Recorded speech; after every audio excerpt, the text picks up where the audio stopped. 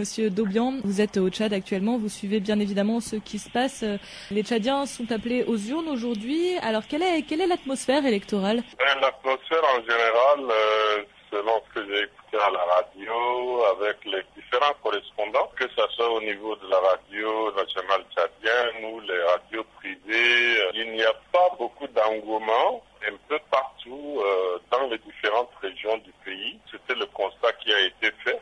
Un tout petit peu avant le matin quand il faisait moins chaud, il y avait encore à peu près 10 à 15% qui se sont présentés, mais quand il y avait un peu de la canicule, les responsables des bureaux de vote sont là en train de somnoler, chacun est en train de bailler, donc il n'y a personne qui passe en fait dans les bureaux. Actuellement, les bureaux de vote sont quasiment déserts. C'est carrément désert. En fait, le constat qui est fait un peu partout par rapport à ce que j'ai entendu, par rapport à ce que j'ai vu, parce que j'ai fait un tour également en ville pour pouvoir me rendre compte. Les enjeux de ce scrutin ne sont pas très importants. Tout le monde donne Monsieur Idriss Déby Itno gagnant de cette élection présidentielle.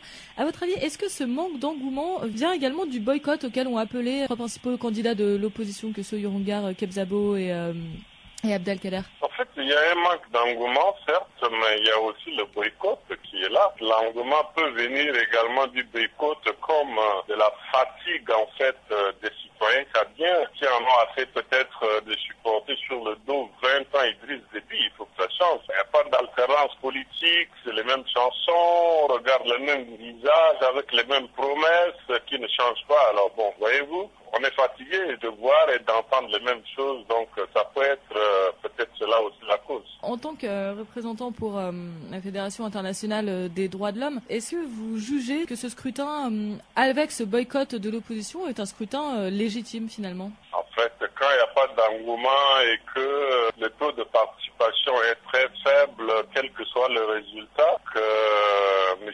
Idriss Déby aura obtenu, on ne peut pas parler de légitimité dans ce cas. Parce que même si c'est 100 personnes qui se présentent et qu'il a 100 voix, bon, ça ne veut rien dire. Parce qu'en fait, ce pas les Tchadiens qui l'ont élu, ce sont quelques rares petites têtes qui se sont présentées au bureau de vote qui l'ont élu. Donc, je pense que le président Déby doit tirer en fait les leçons de ce qui s'est passé pour comprendre que le Tchad ne se construit pas simplement entre un groupe d'individus, de personnes, et que il doit se construire avec la majorité des Tchadiens. Globalement, donc la campagne électorale a été aussi avec très peu d'engouement parce que justement il y avait cette prévisibilité de la réélection d'Idriss Déby Itno. Est-ce que au niveau de la société civile au Tchad, cette question a été beaucoup discutée, cette question du boycott de l'opposition, de la réélection d'Idriss Déby? Oui, parce qu'en fait, dès l'instant où les autres ont demandé à ce que les cartes d'électeurs soient retirées pour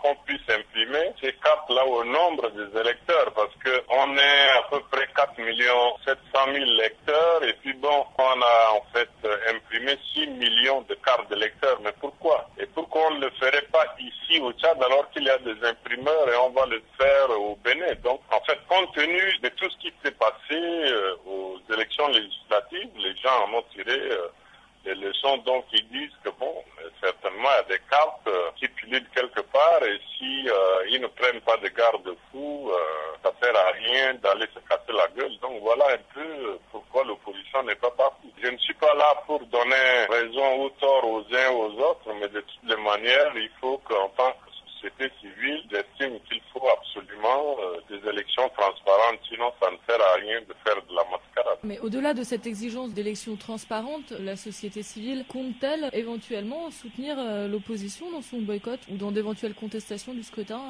après les élections? J'exprime là un sentiment en tant que membre de la société civile, c'est tout.